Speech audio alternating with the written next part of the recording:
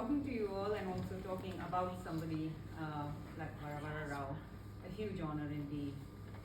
So I don't know how much everybody here knows about him, but I hope what I say will make you curious to know more about him, because he's lived a long life and done a lot of things, and condense it into a little while is going to be difficult. I was in India 3 years ago, and Yes. I met Varavara Rao. He is not in prison at the moment. He is out on permanent medical bail. After being imprisoned in a case called the Green Koregaon case, along with 15 other human rights defenders in India, on an absolutely fabricated case, in short, a conspiracy to assassinate the Prime Minister. But we know better than that, of course. Anyway, he was 80, touching 80, when he was arrested this last time in this case. And in the prison conditions in India, he became very unwell, and then COVID happened. And he was really unwell, he nearly died, and there was huge, massive protests, including international protests, and he was released, like I said, on a medical bail. And eventually that has been turned into permanent bail. So when I went and I met him, this was the first time I was meeting him. He was just out of prison, and after this, nearly dying. So it was a bit of a interesting meeting. I mean, it was the first time I was meeting him. He had no idea who myself and my husband were. But so I actually don't remember too much of that meeting and what we talked. But he gave me this book, The Making of Varavara Rao, an intimate portrait by a nephew, and his nephew, N. Venugopal. And I came back and I read it, and I could see this really magnificent personality coming out through the book. And I was trying to think of the person I'd met, and the attempts of the state to crush this immense personality. But he had nearly died, and it was slowly maybe coming back, but I hadn't seen it fully at that visit. 2 years ago, I went again and I visited him again, and this time he was much better, and he remembered us. We started having a conversation, but there was still a lot of strain in the air, and he said, actually, my bail is like my wife's jail. And the reason being that as part of the bail conditions, he has to stay in Bombay. He cannot go home to his home city of Hyderabad, which is a fair distance away from Mumbai. And so they are in the small flat, and yes, for his wife it is very difficult, because you have a full life where you are, and suddenly you're stuck in this new city, and usually more expensive city, and language, there's a difference of language. So they were pretty much isolated in one way. But he talked, and he told us a lot about the history of the struggles of the area of Andhra Pradesh in India, which is in South India. I myself and my husband are from North India, and we weren't taught all that when we were growing up there in India, and it was very, very interesting for us to see how much he could just speak and tell you dates and things like that. So we had the conversation, and I could see some of that person coming back in again, the one I'd read about in the book. And then I've just been again in January and met him again. And this time, we arranged to meet. We were supposed to go to his house, but before that, we were going to the Bombay High Court, because the 16, one of them stands for me, died in custody.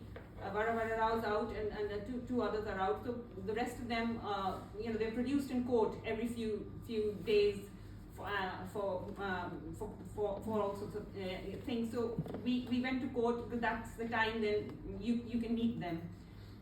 So we went there. There was nobody there, and we waited about 10 minutes, and we thought, okay, maybe something's wrong. Nobody's here. Let's go. And as we were going, this person with a mask crossed me, and our eyes met, and I thought, I think I know him. And he recognized us first. And then he took off his mask and he said, oh my God, this is Varavara Rao.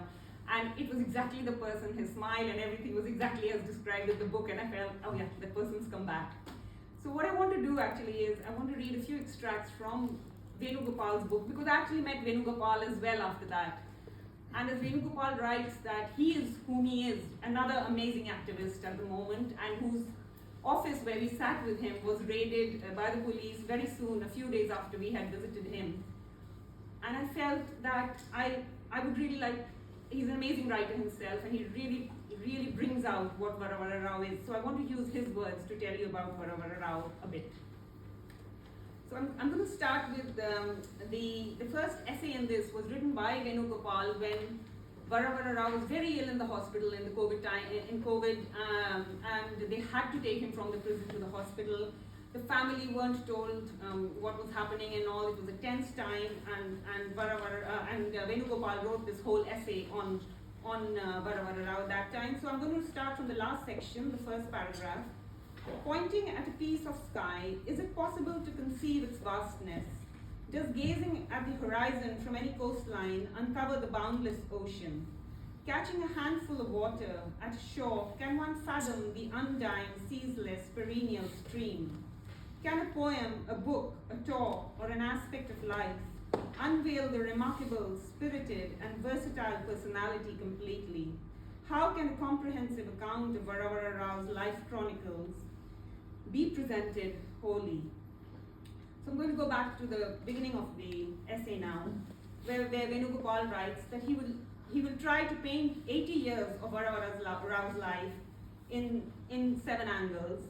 And these angles, he says, as a creative writer, a teacher, and a powerful orator, an editor, an organizer, an activist, a victim of the state, and a humane individual. And then he writes that Varavara Rao's life as a reader and creative writer started at a very young age. He came to be known as a poet in 1957 when he was in the first year of his undergraduate degree. And his poem on Soviet Union, sending the dog Laika to space in the space shuttle the poem he titled Socialist Moon, got published in a renowned Telugu magazine. So Telugu is the language in Andhra Pradesh and the language in which Varavara Rao mostly writes and speaks. And then he writes that after that, his first anthology of poems was published in 1968, and it was a reflection of aspirations, dreams, innocence, and emotions of the youth of the post-colonial era. A faith in the Nehruvian socialist ideas and a broad democratic and progressive vision and ambivalence. An exciting time in the early days of so-called independence of India. But very soon he realized that we were not living in a post-colonial world, but we'd moved from British colonialism to our own homegrown version of colonialism. And his writings and poetry started to reflect that and continued to do so. So in that, as I said, yes, 7 angles to his life, but engaged in multitudinous activities, says Venugopal, he committed himself to writing poetry, and he published a book of poems every 4 to 5 years. And in 80 years of life, his repertoire includes 1,000 pages of poetry and 1,000 more pages of translations, 5,000 pages of prose, editing about 200 issues of a prestigious literary magazine, and I could go on. But coming back to the poetry, when a lot of this 1,000 pages, 300 of them were written in prison, in all the years that he spent in prison.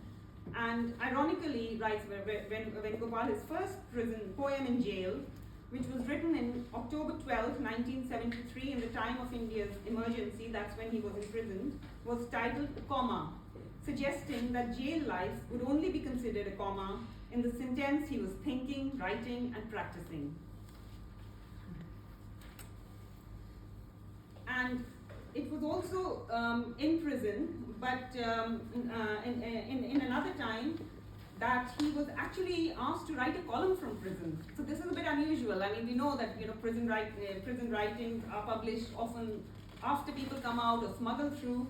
But it was in the 1980s when he was in prison that the Indian newspaper Indian Express, the editor Arun Shourie, asked him actually to write a weekly column. And he said, you should be able to tell us what it is like to live as a prisoner confined in a small space for such a long period. You should be able to show us the anxieties that characterize the small society inside jail. You must make us understand which news from the outside world reaches you and how it appears in the light of the reality inside. And Venugopal writes that the Indian Express group secured the necessary permissions from the jail authorities and the government. Each letter had to be submitted to the jail superintendent, who in turn sent it to the state intelligence for their approval.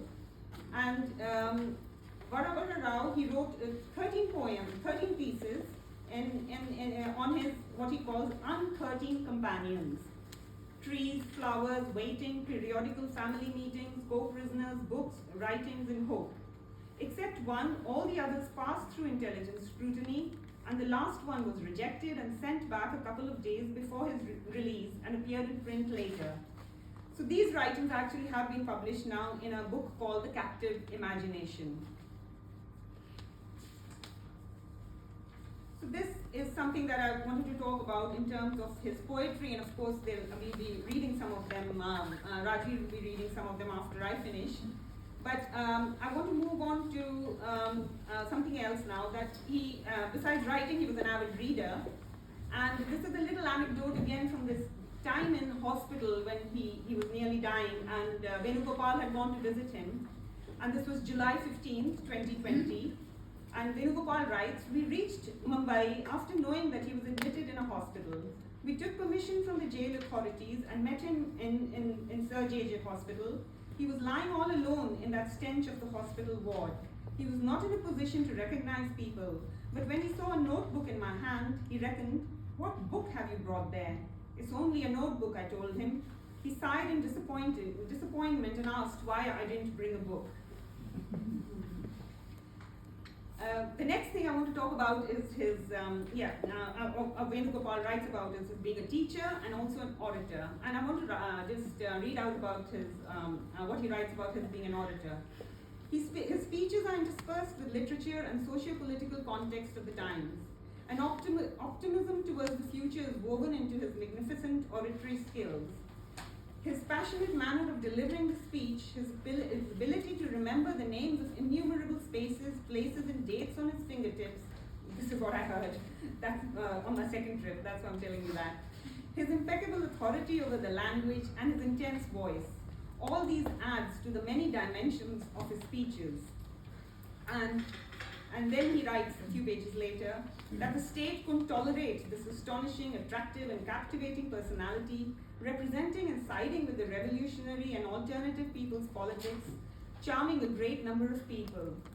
And that is the reason why, from August 1973 right up to present times, he has been, in total, spent 9 years in prison. He has been accused in 25 cases and arrested on at least 15 occasions, and of course, they have not been able to pin down anything on him, because really what they're after is that there's this immense personality who's talking about the most marginalized people in India, the indigenous peoples in the central forests, especially of India, who are at the brunt of having been displaced by the mining and the mining corporations, and that is a big part of his work. Okay, so do I have time to speak a little more?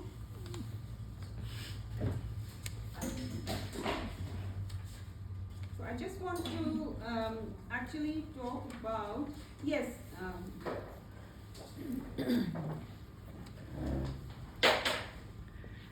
in time in prison, sorry, I've lost my page, but I remember what I wanted to say was that Venugopal also writes that, you know, when like we saw Ahmed also and people like Varavara Rao in prison, certainly the prison conditions are tough, health goes down, but I think what he wrote was that, here I found it. Most worrisome and painful for him was his inability to take part in the mass movements in these 7 years and to lend his voice, participating in the history making, so to say. And I just want to mention one aspect of the history making. As I mentioned, Varavara Rao spoke up a lot for the oppression and the real, terrible violence that is happening in the central forests of India. And there is a movement there, an armed resistance movement, which is called the Maoist movement. And Maoist in a sort of derogatory way, in which it's used for the state to say, oh, these are terrorists, and it's all right for us for us to also engage in armed conflict with them. So Varavara Rao was part, and another revolutionary comrade of his, who was also a singer and poet, were part of a negotiating team with the government in about early 2000s.